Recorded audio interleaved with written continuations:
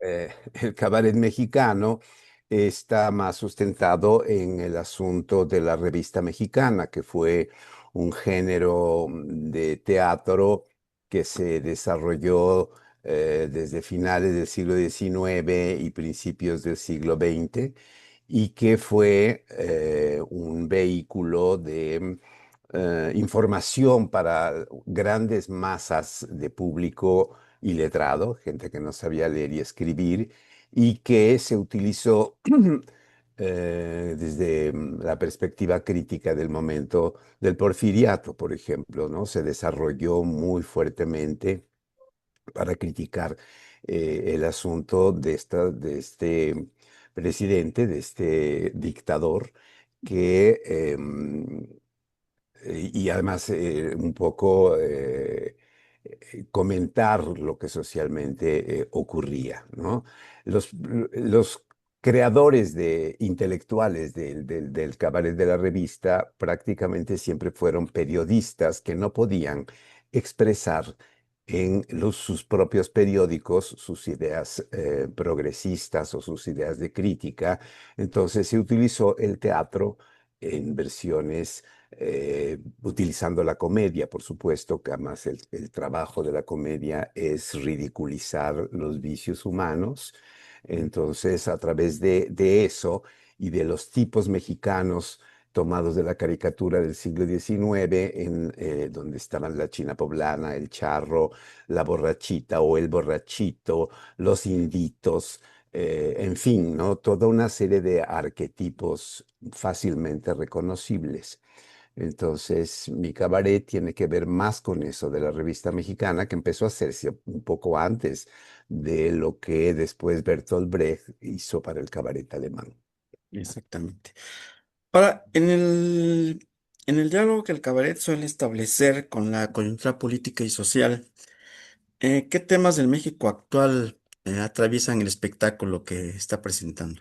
Lo que pasa en la semana, nosotros estamos permanentemente actualizados, leemos dos o tres periódicos, estamos pendientes de redes sociales, vemos cuáles son las tendencias, qué es lo que está sucediendo. Y si encontramos algo realmente interesante, porque no se trata tampoco de repetir y la gente no va a recibir una clase de política ni de civismo al cabaret, van a divertirse, van a tomarse una copa, a comer alguna cosa sabrosita y a ver, a estar con iguales de alguna manera, porque finalmente también ese es el propósito del teatro, ir a comparar nuestras vidas con las vidas de lo que transcurre en escena, ¿no? Entonces es un poco de retroalimentación, porque además este teatro cabaret no tiene cuarta pared y la reacción del público es importante para nosotros y la participación del público. Entonces, hablamos de lo que pasa en la semana, las noticias, por ejemplo, este fin de semana seguramente hablaremos lo que suceda mañana con la marcha de la generación Z y con otros manifestaciones políticas, ¿no? La marcha de los sombreros que también van a estar por ahí. Mencionaremos, no como un intento de no se trata de politizar, sino de llamar la atención sobre lo que está pasando en nuestro entorno y pensar un poco en nuestra casa después de ver el espectáculo de cabaret, qué es lo que nosotros vamos a hacer, cómo vamos a participar en este círculo social político en el que nos desarrollamos, ¿no? Tampoco se trata no se hace la revolución desde el cabaret, se plantean ideas, ¿no? Para que la gente reflexione y tome su acción en el momento que lo decida. Exactamente. Ahora, musicalmente, porque entiendo que presentan números musicales, va intercalándolos en estas presentaciones. em, ha renovado allí, desde ese aspecto, ha transformado el espectáculo musicalmente. ¿Cómo ha sido esto? Bueno, los musicales forman parte importantísima del cabaret. De hecho, el cabaret es una de las formas de teatro musical, ¿no? Utilizamos las canciones porque en las canciones, específicamente las que se escriben para cabaret o para un espectáculo de cabaret, generalmente llevan en su texto una cosa que puede resumirse en 2 minutos, 3 minutos.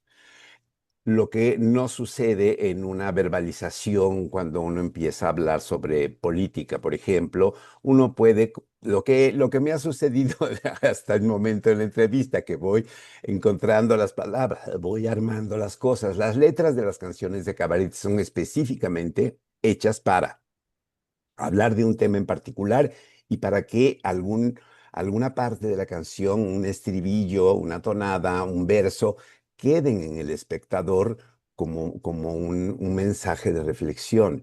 Entonces, en este caso, aunque hay musicales, es un espectáculo que está integrado por dos números unipersonales. El primero que se llama No tengo edad, que es un espectáculo de Blanca Loaria sobre temas feministas, en particular sobre el pecado que cometen las mujeres, actrices de envejecer, ¿no? Siempre las quieren ver guapas, siempre quieren Julietas o quieren personajes que nunca envejezcan, ¿no? Los personajes viejos de repente no tienen demasiada cabida en el espectáculo. Y a las actrices les pasa muchísimo más que a los hombres, ¿no? Hay hombres que pueden estar en escena hasta los 90 y tantos años, como fue el caso de don Ignacio López Tarso, ¿no? A él nunca le cuestionaron que envejeciera, pero a las mujeres, a las actrices, sí se les cuestiona mucho y dejan de ser, y se deja de escribir para ellas. Entonces, ella hace una reflexión sobre esto, sobre lo que significa eh, envejecer, de la sexualidad en esas edades, en fin, toda una serie de reflexiones y, por supuesto, la misoginia que hay ya implícita en nuestra sociedad con el asunto de las mujeres, ¿no? Entonces, es muy interesante, suena denso, así planteado teóricamente, dices, ay, qué aburrición. No, es muy simpático, muy agradable, porque Blanca Lovaria es una buena actriz y porque él lo hace como muy graciosamente.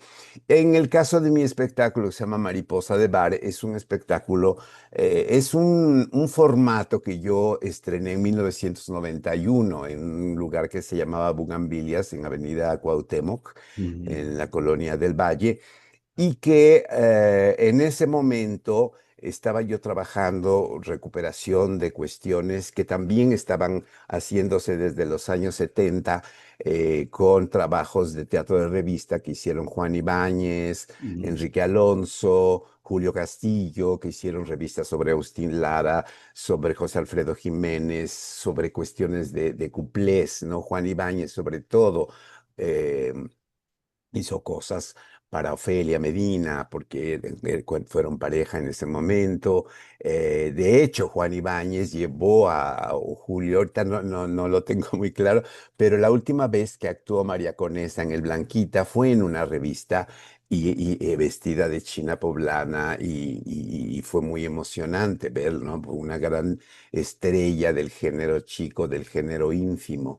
Entonces yo tenía canciones de repertorio, porque además hay mucha picaresca en los cuplés, ¿no? De contenido sexual, de contenido político también.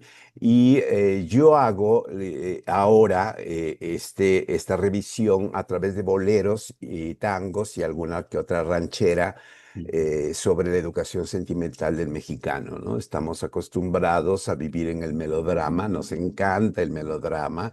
De hecho, somos los creadores del melodrama televisivo. La telenovela se inventó en México y se hizo, y se expandió por el resto del mundo, ¿no?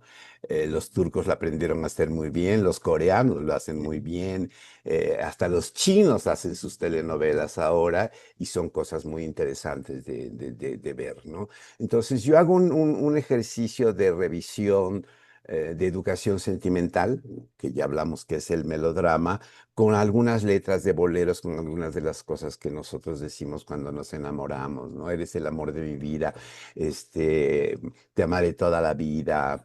eh, pues una serie de mentiras musicales que uno puede ir armando para convencer al objeto del deseo.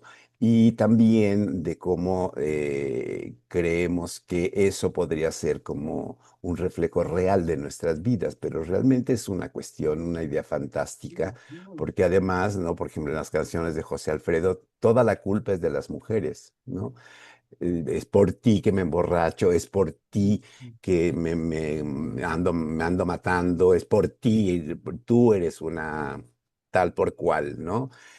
Con todo y todo, ¿no? Por ejemplo, hay cosas de Agustín Lara que tiene que ver mucho con lo que sucedió en los años de la República de Weimar, de las canciones de Kurt Weill y las canciones de Lara, ¿no? Hay canciones escritas para las mujeres que ejercen el trabajo sexual y se hablaba de ellas muy ampliamente y no causaban ningún estupor, sino unos años después.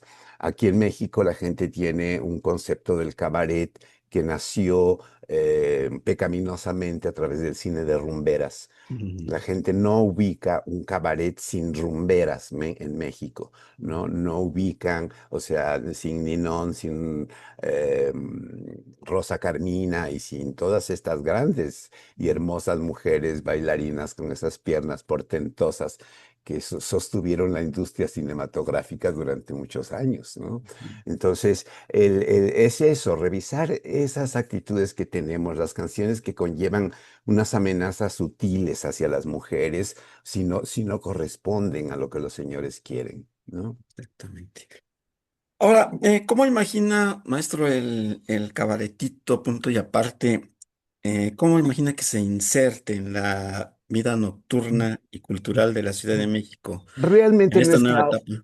no es que ahora se inserte, siempre he estado, yo siempre he hecho cabaret, siempre he tenido un espacio. Yo dejé de hacer un poco cabaret durante la pandemia. De hecho, dentro de los espacios que Cabaretito tuvo en algún momento, hubo un cabaret que se llamaba Yucali, que Así. estaba en la calle de Amberes también, ahí donde ahora estamos. Ujú, Esa calle ha sido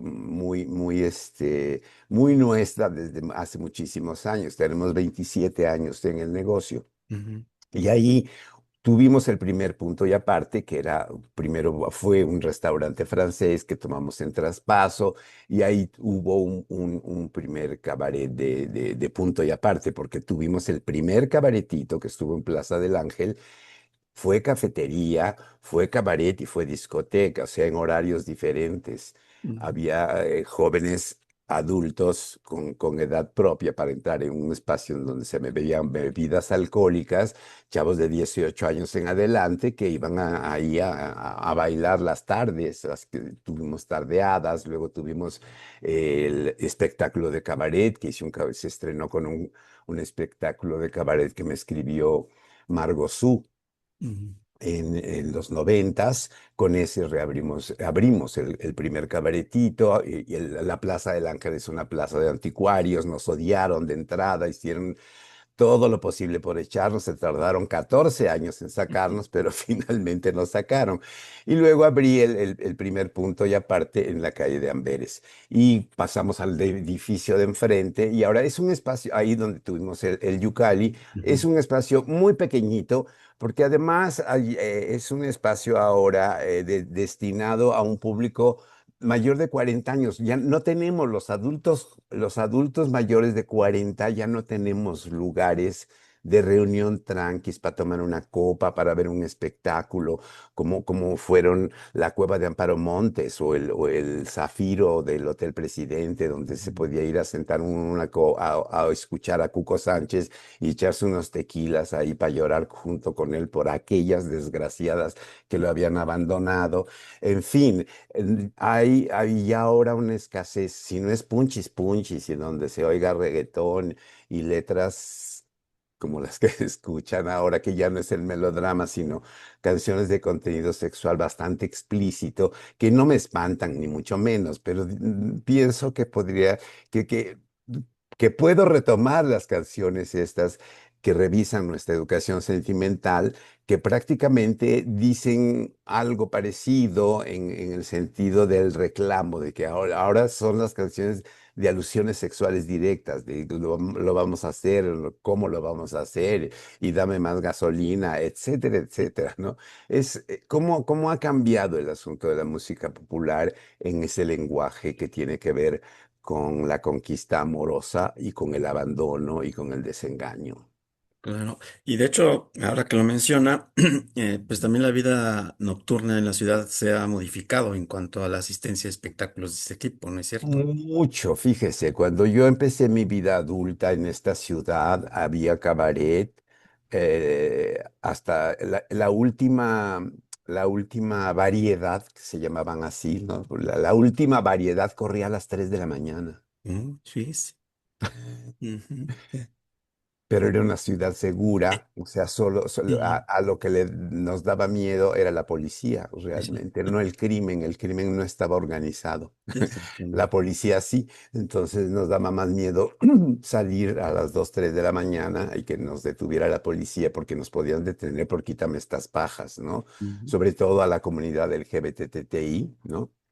Claro. No podíamos ni tomarnos de la mano, mucho menos darnos un beso en la calle, ¿no? Ujú. Entonces, todo eso reviso en este repertorio de boleros Ah, exacto. y es parte mi personaje se llama Vicky la Diabla, que es una cantante de cabaret Ujú.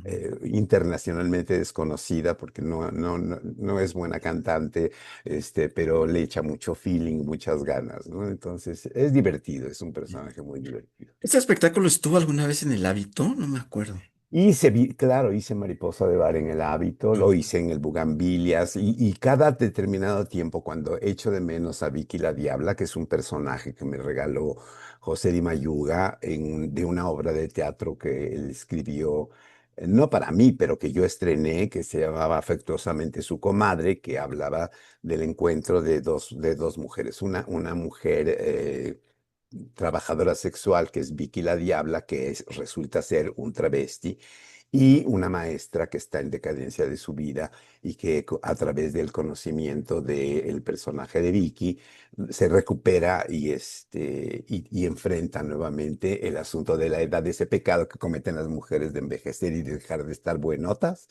Era muy bonito. Entonces, Vicky, a mí me gustó mucho el planteamiento que el creador del personaje tenía de Vicky la Diabla, porque es un personaje de una travesti muy luchona, de una travesti muy asumida, con mucho orgullo de ser lo que es, ¿no? Con ese reconocimiento de su identificación sexogenérica y que va para adelante, pues siempre con actitudes positivas.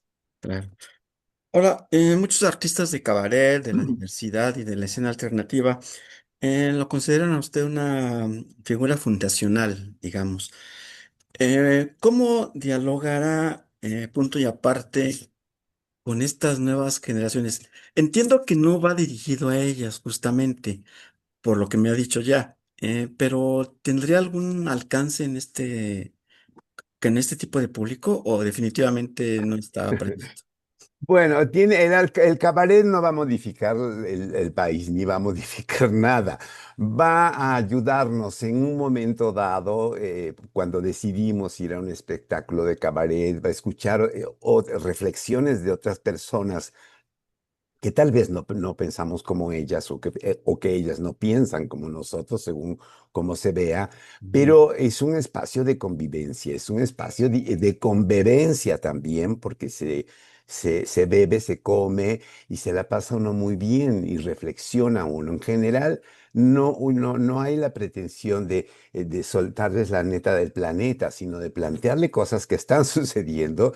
El cabaret funciona a posteriori con los espectadores. Ya que llegas a tu casa, que te lavaste los dientes y que te acuestas, en algún momento, si el espectador recuerda algo de lo que dijimos y lo hace pensar, eso es una ganancia enorme. Porque tampoco, aunque el teatro en sí es didáctico por naturaleza, el cabaret juega con esa posibilidad de que la gente se lleve una idea, la desarrolle y decida por sí mismo. No es un adoctrinamiento, ni mucho menos, ¿no? Aunque hay cosas de adoctrinamiento que pueden hacerse a través del cabaret, definitivamente. Ahora, ¿qué desafíos implica sostener un espacio de expresión libre y social, política, en un contexto cultural como el que vivimos, cultural y económico? Nosotros tenemos ahora un público muy joven, ¿no? Legal, o sea, porque siempre nos han querido agarrar torcidos por ese lado, pero mi esposo y yo, desde que planteamos nuestro primer cabaretito, nunca pensamos transgredir la ley, ni mucho menos, ¿no? El asunto es cuándo se es adulto, ¿no? A los 18 años en este país, a los 18 años. Antes se podía ser adulto desde los 16 y uno se podía casar desde los 14. Si se casaba, ya era uno adulto, automáticamente. No, pero siempre hemos estado del lado de la ley y el tema ahí es el cabaret no es ninguna amenaza para el Estado. La verdad, llegamos a 50 espectadores por noche, 40 en las mejores noches, ¿no? 50, 60 espectadores.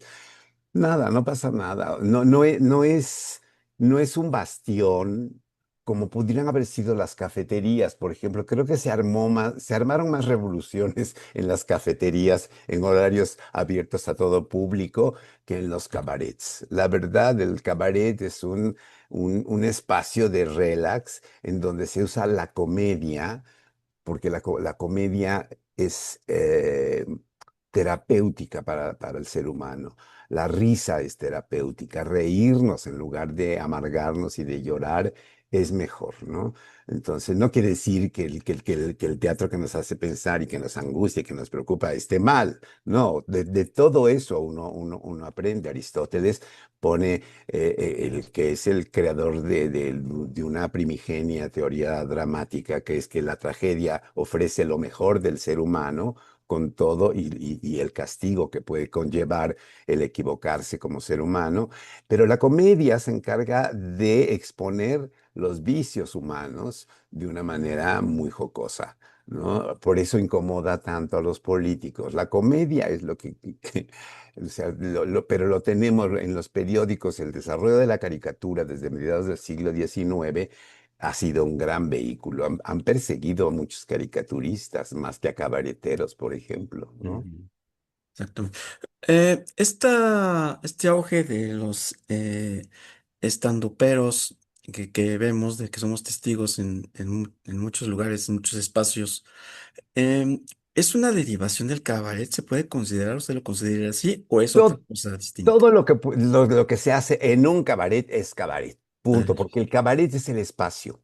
ajá, Ahora, con respecto al stand-up, lo que se hace en México, no he visto todo, pero lo que he visto me es muy desagradable porque es un stand-up misógino, homofóbico y bastante estúpido, ¿no? mm, Entonces, y lleno de palabrotas. Yo no estoy criticando que se usen las palabrotas o lo que la gente puede calificar como groserías.